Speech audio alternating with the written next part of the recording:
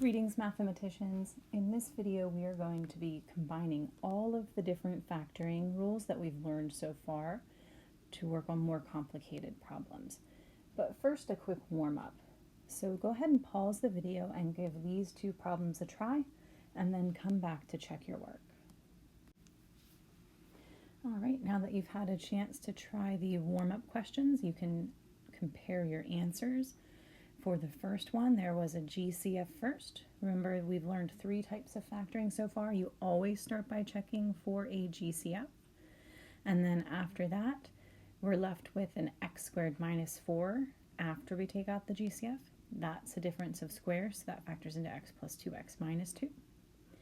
For the second question, that's a trinomial. There is no GCF other than 1. So since it's a trinomial, we're going to find the 2 numbers that multiply to AC but add up to B.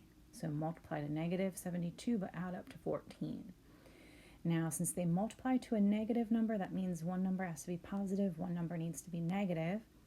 And since they add up to positive 14, that means the number with the larger absolute value is the one that needs to be positive.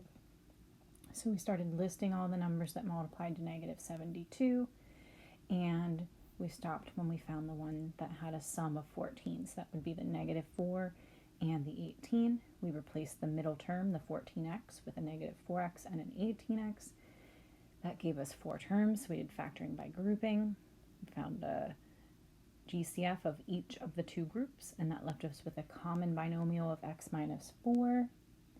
Factored out the common binomial of x minus 4, and that left us with an x plus 18 in the second set of parentheses. So our essential question today is just how are we going to put all of these together? And it's very similar actually to what you did in the warm-up, where first we took out a GCF from question 1 and then we did difference of squares. What we haven't done yet is you haven't seen an example where you took out a GCF first and then you factored the trinomial with the grouping method, but you will see some of those as well. So here are our steps. So we'll always start by looking for a GCF.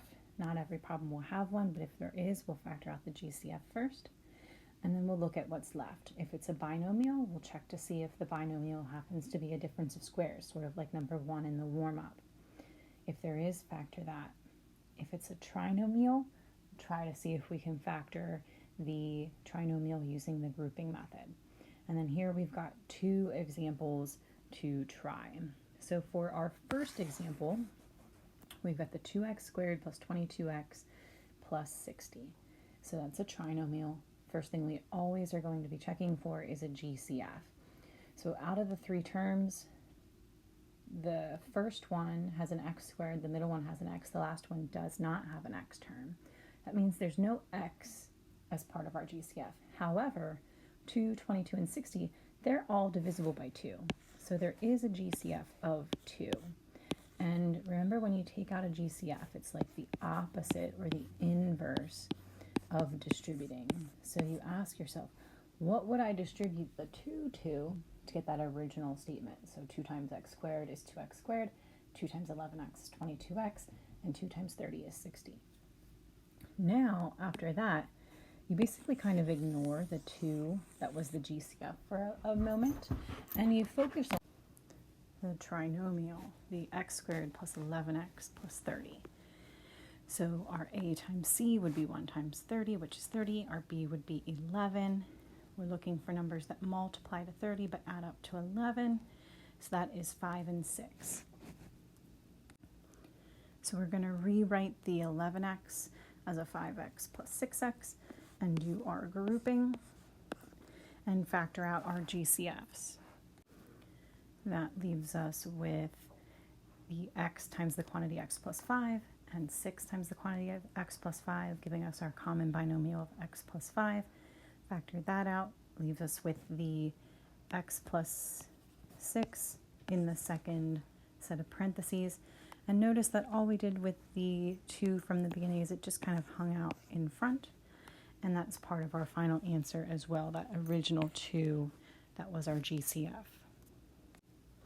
Now for the second example, and this is also a trinomial, and because the leading coefficient is negative, we know that no matter what, we're at least going to be factoring out a -1, even if there is no other GCF. However, I can see that all three terms have at least one x, and I can also see that 4, 20, and 16, they're all divisible by 4. So my GCF is -4x. Remember to get the value that's left over in the parentheses after you factor out the -4x.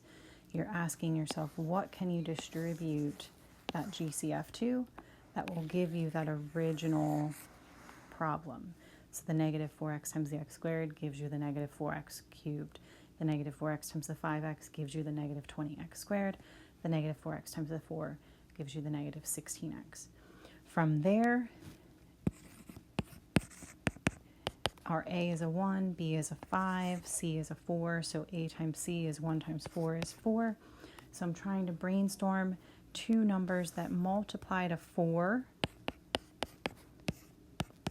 but add up to 5, that's 1 and 4.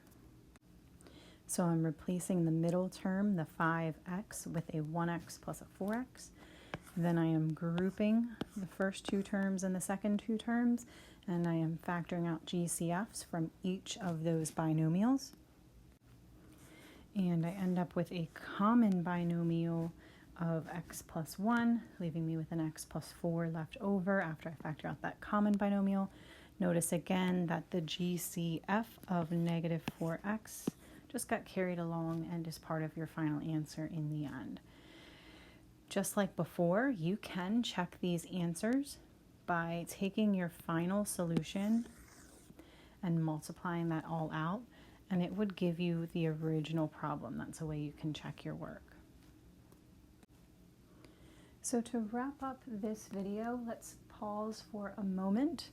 Go ahead and give these 4 practice problems a try on your own, and then come back to the video to check your work. All right, great. Now that you've had a chance to try these problems, here are your solutions, so you can check those. So for the first one, we had a GCF of 2, and then we were left with a trinomial, and you should have ended up with 2 times x plus 1 times x plus 4. For the second one, you had a GCF of -1, and you were left with a trinomial. You should have ended up with -1 times x plus 5 times x plus 8. For the third one, GCF was -6, and you ended up with -6 times x minus 3 times x minus 5.